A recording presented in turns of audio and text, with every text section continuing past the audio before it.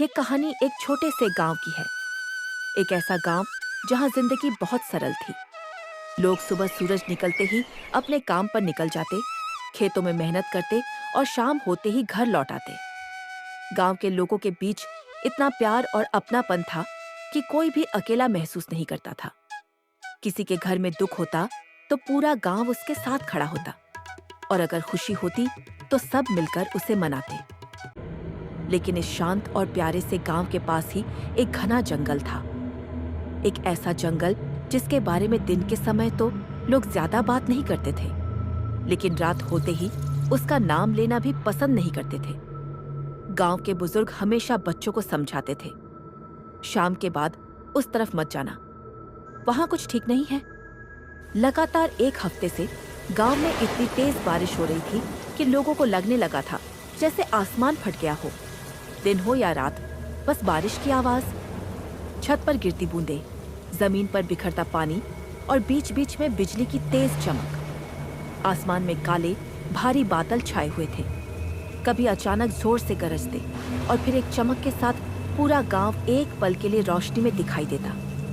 गीली मिट्टी, झुकते हुए पेड़, पानी से भरी गलियां, और फिर सब कुछ वापस गहरे अंधेरे में गायब हो जाता। गांव में वैसे ही बिजली की बहुत समस्या रहती थी, और अब तो हालत और भी खराब हो चुकी थी। कई कई दिनों तक बिजली नहीं आती थी। रात होते ही पूरा गांव अंधेरे में डूब जाता, जैसे किसी ने पूरी दुनिया की रोशनी चुरा ली हो।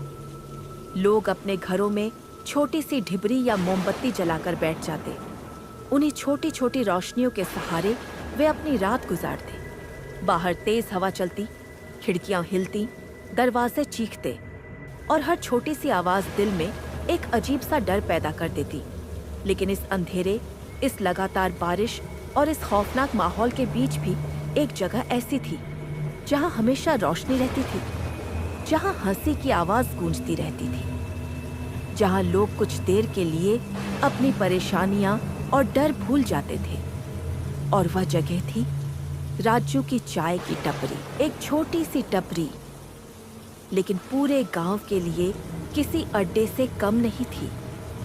यहीं लोग अपनी थकान उतारते थे, यहीं दुख सुख बांटते थे, और कभी कभी यहीं से ऐसी कहानियां शुरू होती थी जो जिंदगी भर याद रहती थी। अरे भाई, सच बोलूं तो इस बारिश के मौसम में यहाँ बैठकर गर्मा गर्म चाय पीने का जो मजा है ना, वो दुनिया की किसी और जगह पर मिल ही नहीं सकता। बाहर इतनी तेज बारिश हो रही हो और हम यहाँ आराम से बैठकर चाय पी रहे हों। बस भाई, जिंदगी इसी को कहते हैं। बिल्कुल सही बोला तूने। मेरा तो मन करता है कि आज घर ही ना जाऊं, पूरी रात यहीं बैठकर चाय पीता रहूं, बातें करता रहूं, और पता ही ना चले कब सुबह हो। अरे सपने देखने वाले, थोड़ा अपनी जेब भी देख ले। इतनी देर तक अगर तू चाय पीता रहा ना, तो घर जाने से पहले ही तेरी आधी कमाई यहीं उड़ जाएगी। फिर घर वालों को क्या बोलेगा? सब जोर जोर से हंस पड़े। हंसी की आवाज, चाय की भाप और बारिश की बूंदें, सब मिलकर एक अजीब सा सुकून भरा माहौल बना रहे थे। लेकिन उसी हंसी के बीच दूर अंधेरे में एक परछाई हिलती हुई नजर आई।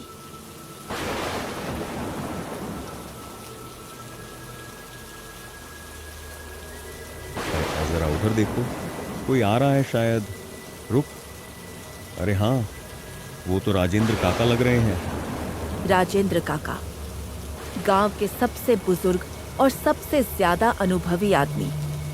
उनकी आंखों में एक अजीब सी गहराई थी, जैसे उन्होंने वो सब देखा हो जो आम इंसान सोच भी नहीं सकता। काका! अरे काका, इतनी तेज बारिश में कहाँ से आ रहे हो? पूरे भीग गए हो आप। ऐसे मौसम में बाहर निकलना ठीक नहीं है, कहीं बीमार पड़ जाओगे। आओ काका, इधर बैठो, थोड़ा गर्म हो जाओ। राजू, जल्दी से काका के लिए एक कड़क चाय बना, बिल्कुल गर्मा गर्म। और हाँ काका, आज तो आपको एक जबरदस्त कहानी सुनानी ही पड़ेगी।